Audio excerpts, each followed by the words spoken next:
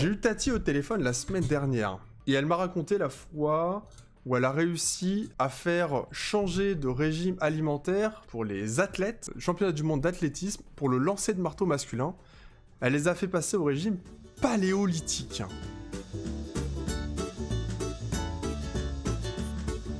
Alors en fait, il se trouve que les athlètes du lancer de marteau masculin de 1987, une très belle année d'ailleurs, avaient eux une fâcheuse tendance en fait à manger très très léger, donc manger notamment des légumes, des fruits et de la viande blanche, mais trop de viande rouge et de boire beaucoup d'alcool, ça ils avaient l'habitude. Tati, quand elle est arrivée à ce moment-là au niveau des JO, elle accompagnait en fait l'équipe de Slovénie qui était en galère de coach, donc il l'avait appelé, parce que le président slovénien connaissait Tati de par ses voyages, il l'avait appelé, Tati, salut, j'ai un problème, on part au JO, enfin au championnat du monde pardon d'athlétisme de 87, et notre coach s'est foulé la cheville. Alors plus de cheville pour le coach malheureusement, pas de cheville donc pas d'avion, voilà c'est la règle là-bas, si c'est comme ça passe pas.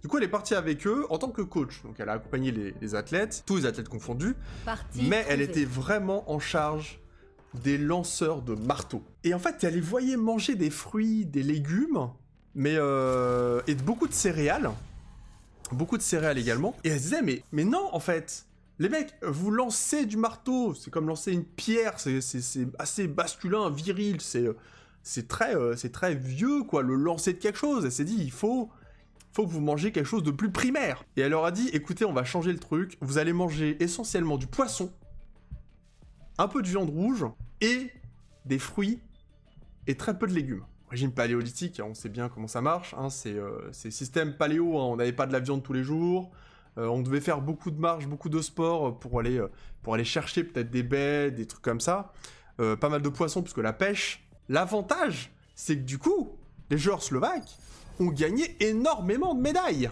et ça a été reconnu par après. Après, les scientifiques ont commencé à dire, alors oui, c'est incroyable, les joueurs slovaques au lancer de marteau, au championnat du monde de lancer de marteau, ont fait un score incroyable, ils faisaient 20 à 30 mètres de plus que tous les autres. Du coup, ils ont fait des recherches, ils se sont dit, mais comment ? Est-ce qu'ils étaient dopés ? Donc il y a eu des tests de dopage, il y a eu antidopage, il y a eu un suivi psychologique là-dessus aussi pour vérifier si jamais ils avaient pas fait quelque chose de mal. Et là, il y en a un seul, il a dit, mais attendez les gars, arrêtez de chercher du dopage, ça sert à rien. Arrêtez, c'est pas ça. C'était pas Tati Daniel, leur coach.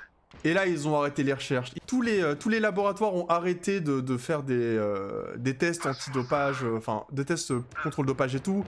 Ils ont dit, c'est bon, ça sert à rien. C'était Tati Daniel qui gérait ça. Et ils se sont dit, mais non, mais c'est Tati Daniel. Les gars, 200%, si c'est Tati qui s'en occupe, rien à craindre. C'est juste qu'elle a carburé de ouf. Tati a été du coup interviewée à la suite de ça par justement le journaliste, le journal qui traitait en fait de l'information sportive à cette époque-là. Et elle leur a dit, eh ben en fait, je leur ai fait manger à base d'un régime spécial, avec essentiellement de la viande rouge, mais très peu. Beaucoup de poissons, beaucoup de légumes, des fruits à coque, des choses comme ça, pas de céréales.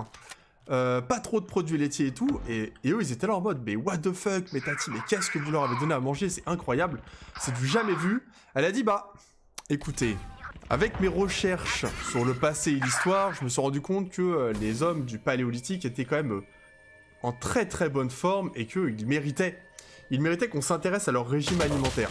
Elle leur a dit, je me suis basé sur ça et je l'ai appelé le régime paléolithique. Et là, le badaboum Big Bang. Tout le monde en entend parler. Il y a des articles qui sortent là-dessus. Le nouveau régime, les médecins la détestent. Incroyable, j'ai perdu 20 kilos en 3 mois. Le nouveau régime à la mode. Tati a créé grâce à ses connaissances historiques, un régime alimentaire. Et elle a complètement broken le game. Et du coup, tous les diététiciens qui étaient en mode oui, alors du coup, faut manger ça, faut manger ce truc et tout. Tati, elle a dit paléolithique. En vrai, hein, ils ont tous baissé leur froc. Tati, elle a dit que, ok, on accepte, on prend. Et depuis, bah, regardez le nombre de personnes qui font ça. Tous les sportifs aujourd'hui ont un régime défini comme ça. Enfin, pas forcément le paléolithique, mais la base a été donnée.